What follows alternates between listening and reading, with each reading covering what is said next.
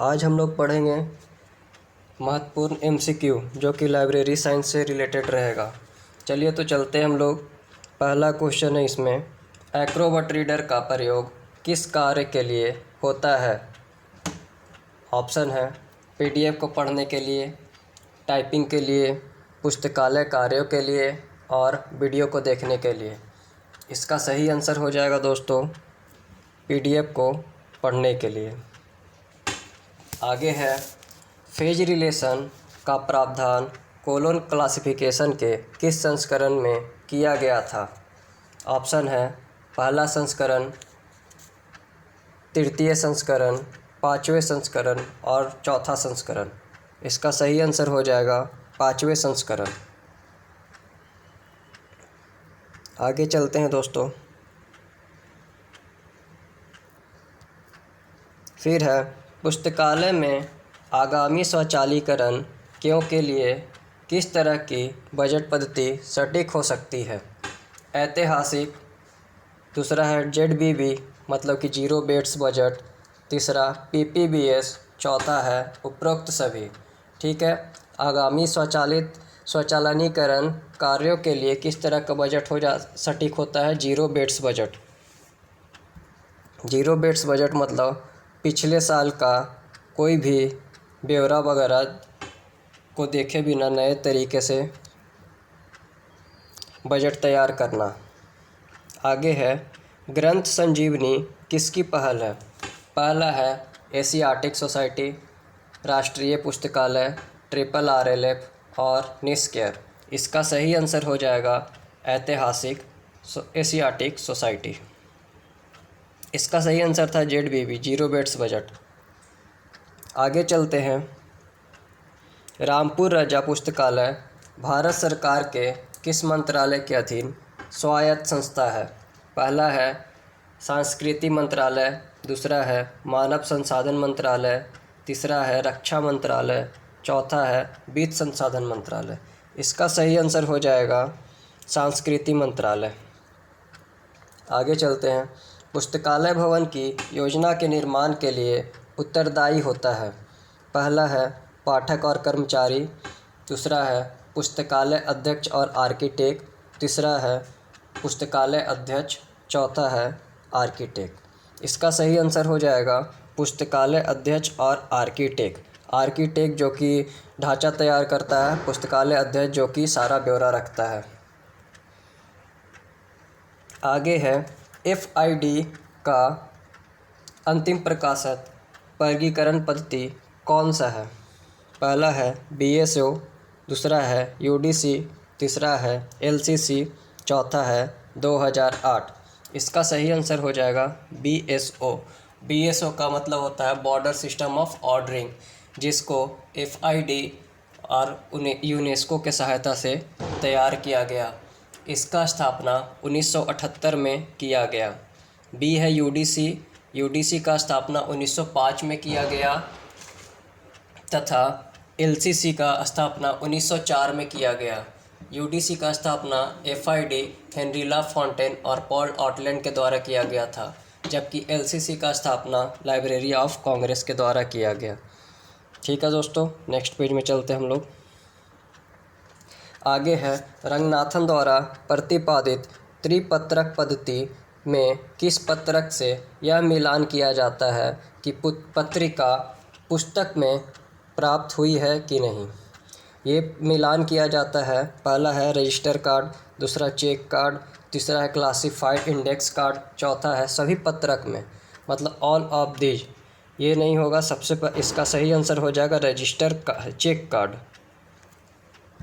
ठीक है दोस्तों, आगे है LIFI मतलब लाइफ-आई का पूरा फुल फॉर्म क्या होता है? इसका फुल फॉर्म होता है, ऑप्शन देखते हैं, light Fidelity, life Fidelity, light flower, long Fidelity. इसका सही आंसर हो जाता है लाइट फिडेलिटी। आगे है, बीएसओ वर्गीकरण पद्धति का विकास किस वर्ष हुआ था? ऑप्शन है 1978, 1905, 1933 और 1948। इसका सही आंसर हो जाएगा 1978। अभी हम बताए थे कि बीएसओ का फुल फॉर्म होता है बोर्ड सिस्टम ऑफ ऑर्डरिंग। इसका स्थापना फिड के द्वारा किया गया था और यूनेस्को के द्वारा किया गया था 1978 में। ये याद रखिएगा दोस्तों, हमेशा पूछता है। आगे है डीडीसी का प्रथम संस्करण डीडीसी के किस पर आधारित है? तो इसका ऑप्शन है हैरिस पद्धति, कटर सिद्धांत, पेंजी रूल, ट्रिपल सी। इसका सही आंसर हो जाएगा हैरिस पद्धति पे। आगे है रंगनाथन महोदय का प्रकाशन की कॉपीराइट वर्तमान में किसके पास है? ऑप्शन है Sarada Ranganathan, endowment for library science, Madras पुस्तकालय और भारतीय पुस्तकालय संघ। इसका सही आंसर हो जाता है Sarada Ranganathan for endowment for library science serials. ये रंगनाथन की द्वितीय पत्नी शारदा के नाम पर स्थापित किया गया था, जिनके साथ उनका शादी 1929 में हुई थी। पहली शादी रुक्मिणी के साथ हुई थी और दूसरी शादी इनके साथ हुई थी, जिसका प्रकाशन अभी इन्हीं के द्वारा किया जा रहा है, 5 लाख का। आगे है ISSN एवं कोडेन इनमें से किसके लिए प्रदान किया जाता है? ऑप्शन है पुस्तकों के लिए, सामयिक प्रकाशनों के लिए, ई जर्नल के लिए, सम्मेलन कार्यवाहियों के लिए। इसका सही आंसर हो जाएगा सामयिक प्रकाशन के लिए। आगे है संग्रह सत्यापन के लिए सबसे सटीक और वास्तविक विधि मानी जाती है। पहला है रजिस्टर विधि, दूसरा है सेल्फ लिस्ट, तीसरा संख्या गिनकर, चौथा परिग्रहण रजिस्टर से मिलाकर। इसका सही आंसर हो जाएगा सेल्फ लिस्ट के द्वारा। संग्रह सत्यापन सेल्फ लिस्ट से किया जाता है। आगे है पॉप्सी इंडेक्सिंग पद्धति का विकास गणेश भट्टाचार्य ने किस वर्ष किया था?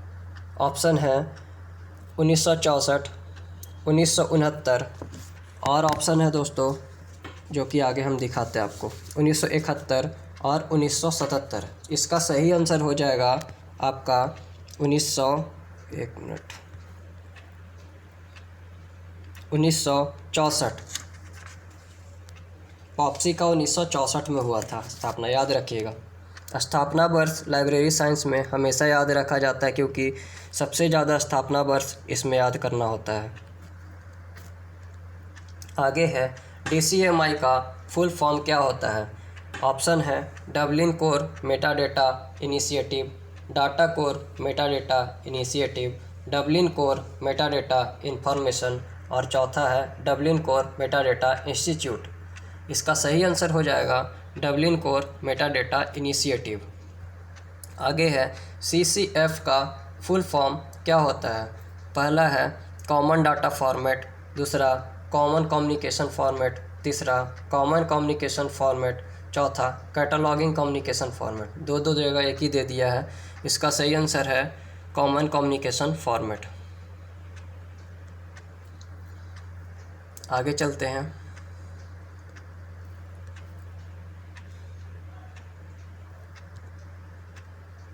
रंगनाथन द्वारा विश्वविद्यालय पुस्तकालय के लिए दिए गए स्टाफ फार्मूला में संदर्भ विभाग में प्रतिदिन कितने पाठक पर एक कर्मचारी होना चाहिए?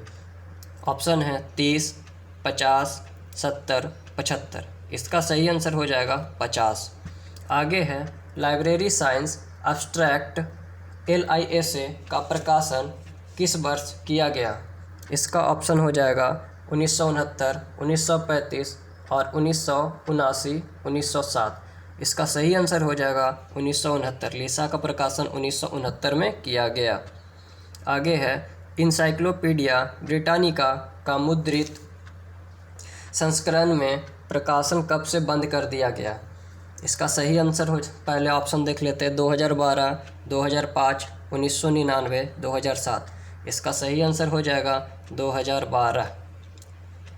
इंसाइक्लो ब्रिटानिका का एक और क्वेश्चन पूछता है कितने भाग में है? 3 भाग में मुद्रित किया जाता है। आगे चलते हैं। इंडियन नेशनल बिब्लियोग्राफी में किसे सम्मिलित नहीं किया जाता है? ऑप्शन है पुस्तक, सरकारी प्रकाशन, पत्रिकाओं के प्रथम अंक को और पत्रिकाओं के सभी अंकों को। इसका सही आंसर हो जाएगा पत्रिकाओं के सभी अंकों को। INB में सारे अंक को नहीं लिखा जाता दोस्तों, जिसे हम लोग कैटलॉगिंग में भी बहुत कुछ हम लोग को सीखने के लिए मिलता है। ISBN ISSN में किसे चेक डिजिट कहते हैं और किसे आपका और भी डिजिट जो 3 अंक लिखा जाता है आगे का, ये सब सारा कुछ हम लोग पढ़ेंगे आगे। धीरे धीरे सारा हम लोग ऑब्जेक्टिव याद करना है ताकि एग्ज़ाम में कोई भी दिक्कत हम लोगों को ना हो पाए। इसके लिए सारा मेहनत लगा दीजिए, एक एक मिनट महत्वपूर्ण है हम लोगों के लिए। आगे चलते हैं। रंगनाथन द्वारा अपने लिए कौन सा छद्म नाम का उपयोग किया जाता है? पहला है लिब्रा, दूसरा प्रिंस, तीसरा लाइब्रेरी गुरु, चौथा बिब्लियोफाइल। पहला हो जाएगा ऑप्शन इसका सही लिब्रा। आगे है ऑनलाइन आइटम की पब्लिक टैगिंग कहलाती है। ऑप्शन है ब्लॉग, दूसरा डाटाबेस, तीसरा आगे देखते हैं हम लोग फॉक्सोनोमी, चौथा RSS फीड। ठीक है, इसका सही आंसर हो जाएगा फॉक्सोनोमी। अब क्वेश्चन क्या था? ऑनलाइन, एक मिनट दोस्तों,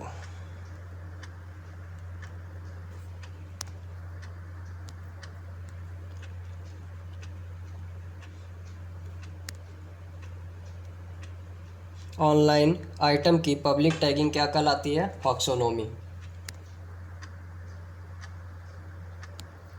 आगे चलते हैं। इंटरनेट की द्वितीय पीढ़ी क्या कहलाती है?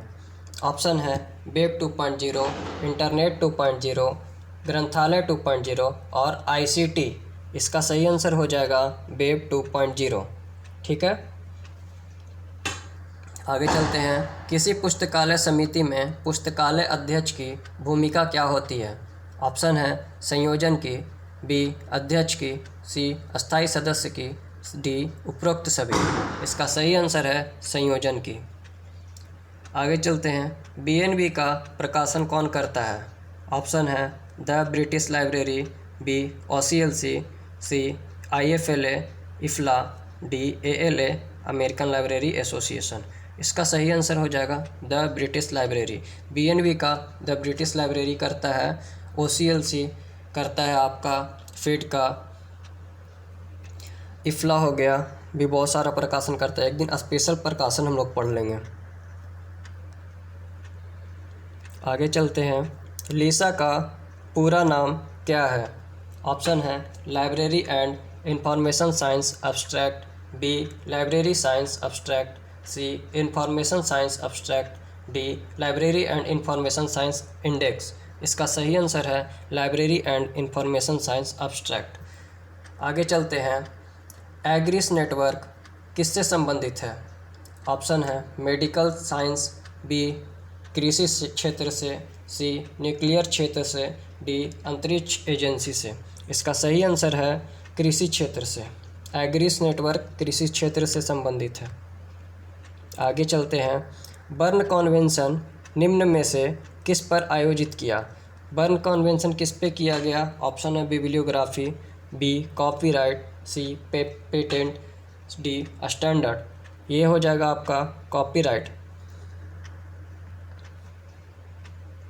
कॉपीराइट बर्न सम्मेलन और आपका पेरिस सम्मेलन दोनों आपका कॉपीराइट से संबंधित है दोस्तों। ये आपका कॉपीराइट एक्ट में हम लोगों को पढ़ना है, वो भी आपका महत्वपूर्ण चैप्टर है। ये सब आपका सारा कुछ हम लोगों को पढ़ते चलना है, जो कि धीरे धीरे करेंगे और चैप्टर वाइज भी हम लोग पढ़ेंगे। अभी MCQ तैयार कर लिए हैं। आगे है बौद्धिक संपदा अधिकार पर पेरिस और बर्न सम्मेलन किस वर्ष आयोजित किया गया? इसका ऑप्शन है 1883 और 1886, B 1886 और 1902, C 1886 और 1883, D 1883 और 1888। इसका सही आंसर हो जाएगा 1883 और 1886। ठीक है, पेरिस सम्मेलन 1883 में हुआ था और बर्न सम्मेलन 1886 में हुआ था, जो कि बौद्धिक संपदा सम्मेलन के आधार पर किया गया था। इसमें विषय को कॉपीराइट रखा गया था। समझ में आया?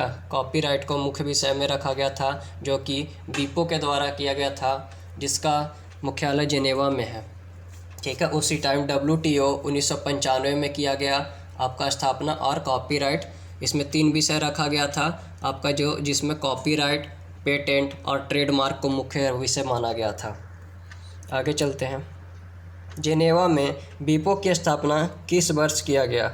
देखिए, अभी हम लोग बोले थे बीपो की स्थापना किस वर्ष किया गया, तो ए है 1986, बी 1999, सी 1967 और 1995। इसका सही आंसर हो जाएगा 1967, जो कि आपको संपदा अधिकार में पेरिस और बर्न सम्मेलन लिया गया था। उसी टाइम बीपो को भी ये किया गया था, जिसका आपका पूछता है में आपका मुख्यालय कहाँ है, तो जेनेवा में है। ठीक है दोस्तों, आगे चलते हैं। आगे है लिब्रा मैट्रिस शब्द की अवधारणा का विकास किसके द्वारा किया गया? ऑप्शन है doctor Ranganathan, KS Asadullah, B Keshavan और मेलविन डेवी। इसका सही आंसर हो जाएगा डॉक्टर SR रंगनाथन के द्वारा। लिब्रा मैट्रिस शब्द का अवधारणा SR रंगनाथन के द्वारा ही दिया गया था। Sarada Ranganathan endowment of library science की स्थापना किसने किया था? देखिए, अभी हम लोग बताए थे, आगे पढ़े थे हम कि सीरियल्स का स्थापना डॉक्टर SR रंगनाथन द्वारा किया गया था, जो कि उनकी द्वितीय पत्नी शारदा के नाम से किया गया है। जो इसका प्रकाशन अभी 5 लाका इसी के द्वारा किया जा रहा है। और पहली पत्नी थी आपका रुक्मिणी, इनके शारदा के साथ 1929 में विवाह किया गया था उनके द्वारा। आगे चलते हैं 33 में। पुस्तकालय विज्ञान का कौन सा सूत्र पुस्तकालय अध्यक्ष के दायित्व की बात करता है? पहला प्रथम, B द्वितीय, C तृतीय, D पंचम। इसका सही आंसर हो जाएगा द्वितीय। द्वितीय सूत्र पुस्तकालय विज्ञान पुस्तकालय अध्यक्ष का दायित्व करता है। आगे चलते हैं 34। पुस्तकालय विज्ञान का कौन सा सूत्र पुस्तकालय अध्यक्ष आधुनिकीकरण से संबंधित है? ऑप्शन है प्रथम, दूसरा B है चतुर्थ, C है पंचम, D है तृतीय। इसका सही आंसर है पंचम। पुस्तकालय आधुनिकीकरण 5वां सूत्र में है, जो कि आपका बोलता है, इसी में आपका आता है वीडिंग आउट का ऑप्शन, जिसमें आपका कहा जाता है 1000 पुस्तकालय में 1000 पुस्तकों में से 5 पुस्तकों को बाहर निकाला जा सकता है यूज के हिसाब से। आगे बढ़ते हैं। स्टैंडर्ड फॉर पब्लिक लाइब्रेरी का प्रकाशन किसके द्वारा किया गया? ऑप्शन है ISI, B IFLA, C RRLF, D OCLC। Option इसका सही हो जाएगा IFLA के द्वारा। Standard for public library IFLA के द्वारा किया गया। आगे चलते हैं। इंपीरियल लाइब्रेरी के प्रथम पुस्तकालय अध्यक्ष जॉन मैकफार्लेन से संबंधित थे। ऑप्शन है Calcutta public library, B library of Congress, C Asiatic society, D British museum. इसका सही आंसर हो जाएगा ब्रिटिश म्यूजियम। आगे है KM असदुल्ला किस पुस्तकालय के पुस्तकालय अध्यक्ष थे? ऑप्शन है British museum, B CPL, C imperial library, D national library of India. इसका सही आंसर हो जाएगा imperial library. KM Asadullah imperial library के पुस्तकालय अध्यक्ष थे। ये नॉर्मल सा क्वेश्चन है, सभी लोग जानते होंगे। आगे है खुदा बख्श पुस्तकालय पटना किस वर्ष स्थापित किया गया? ये आ गया हम लोग का बिहार से, और बिहार का क्वेश्चन देखकर अति आनंदित मन हो जाता है दोस्तों। इसका ऑप्शन हो जाएगा 1871, B 1891, C 1902 और 1911। इसका सही आंसर है 1891। अब चलते हैं। खुदा बख्श पुस्तकालय पूछता कहाँ है, तो इसका आंसर हो जाएगा पटना में। कब किया गया था? 1891 में। इसको सबसे बड़ा पुस्तकालय पांडुलिपि का माना जाता है, जो कि 4000 पांडुलिपि पाया गया था, जिसमें से खुदा बख्श के द्वारा 2500 पुस्तक इसमें किया गया था। इसमें आपका पांडुलिपि में आपका ये बकरी के चमड़े पे आपका ज़्यादा इसमें संकलन मिलता है। मात्र एक ऐसा लाइब्रेरी है जिस पे पांडुलिपि सबसे बड़ा स्तर पे पाया जाता है। आगे चलते हैं। ILA को सन 1933 स्थापित किया गया था, और उस समय उसका मुख्यालय कहाँ था? तो इसका ऑप्शन हो जाएगा कलकत्ता, दूसरा दिल्ली, तीसरा मुंबई, चौथा आगरा। इसका सही आंसर हो जाएगा कलकत्ता। भात बना देगी। आगे चलते हैं। लाइब्रेरी विदाउट वॉल निम्नलिखित में से किसके लिए प्रयोग किया जाता है? ऑप्शन है डिजिटल लाइब्रेरी,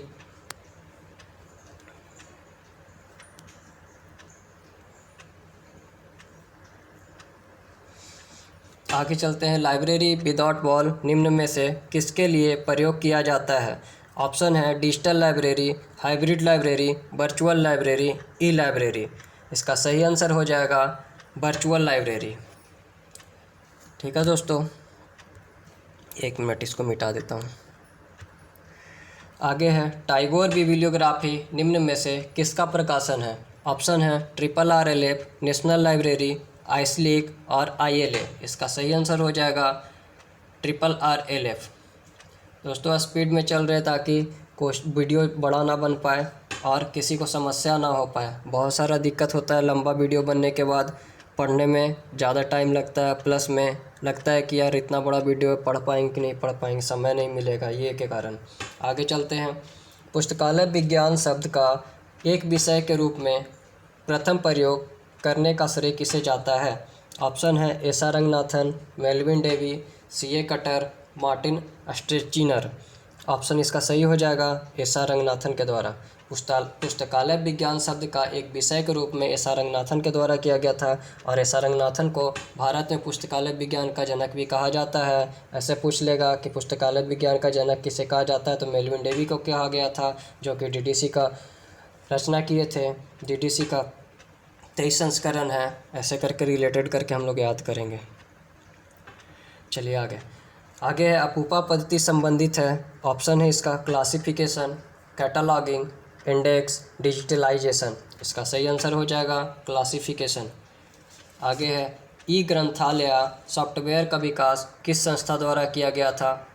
ऑप्शन है नेशनल इंफॉर्मेटिक्स सेंटर, इन्फ्लिमनेट, RRLF और इंसडॉक। इसका सही आंसर हो जाएगा नेशनल इंफॉर्मेटिक्स सेंटर, NIC के द्वारा एक ग्रंथालय का सॉफ्टवेयर का स्थापना किया गया था। और ये पूछता है दोस्तों ई ग्रंथालय किसके द्वारा? CRL के द्वारा किया गया था। आगे चलते हैं। BIT का पूरा नाम क्या है? ऑप्शन है बाइनरी डिजिट, दूसरा है बाइट डिजिट, तीसरा है बाइनरी डिजिटल, चौथा है बाइनरी डॉट। इसका सही आंसर हो जाएगा बाइनरी डिजिट। आगे चलते हैं। प्रथम सूचीकरण नियम किसने लिखा था? ऑप्शन है Anthony Panizzi, S R Ranganathan, CA Cutter, Melvin Dewey. इसका सही आंसर हो जाएगा एंथोनी पेंजी। प्रथम सूचीकरण नियम किसने लिखा था? Anthony pansy. और पेंजी के द्वारा एक और हुआ था, म्यूजियम कोड की स्थापना पेंजी के द्वारा किया गया था, ये भी याद रखिएगा। आगे चलते हैं। DDC का इंडेक्स पार्ट कहलाता है। ऑप्शन है relative index, subject index, comparative index और अल्फ़ाबेटिकल सब्जेक्ट इंडेक्स। इसका सही आंसर है रिलेटिव इंडेक्स। आगे चलते हैं। नेवार चार्जिंग सिस्टम में कितने कोड का प्रयोग किया जाता है? ऑप्शन है 1 कार्ड, 2 कार्ड, 3 कार्ड और 5 कार्ड। इसमें 2 कार्ड का प्रयोग किया जाता है। नेवार्क में भी बहुत कुछ पढ़ना है दोस्तों, ये भी आपका कहीं से भी पढ़ने का कोई भी सोर्स मिले आराम से पढ़ लीजिए। कोई ऐसा नहीं है कि कोई ये चैनल बेस्ट है वो चैनल बेस्ट है, कहीं भी कोई भी सोर्स मिल जाए जहाँ से आपको कुछ सीखने के लिए मिल जाए, आदमी को पढ़ लेना चाहिए। हम लोग का बिहार में सबसे बड़ा परेशानी ये है कि यहाँ इसका कोई बताने वाला नहीं है लाइब्रेरी साइंस का, तो हम लोग आपस में पढ़ते चलेंगे। आगे है एसा रंगनाथन द्वारा कितने फंडामेंटल श्रेणियों का विकास किया गया था? ऑप्शन है 2, 3, 1 और 5। इसका सही आंसर हो जाएगा 5। आगे है बजट किस वर्ष से संबंधित होता है? ऑप्शन है past year, upcoming year, both year, none of these. इसका सही आंसर सबको ही जानते होंगे, अपकमिंग ईयर। आगामी वर्ष को में खर्च का ब्यौरा बजट कहलाता है और पिछले वर्ष का खर्च का ब्यौरा बिना देखे नए तरीके से बजट तैयार करना जीरो बेस्ड बजट कहलाता है, जो कि 1970 में पहला बार किया गया था। ठीक है दोस्तों, धन्यवाद। फिर आएंगे।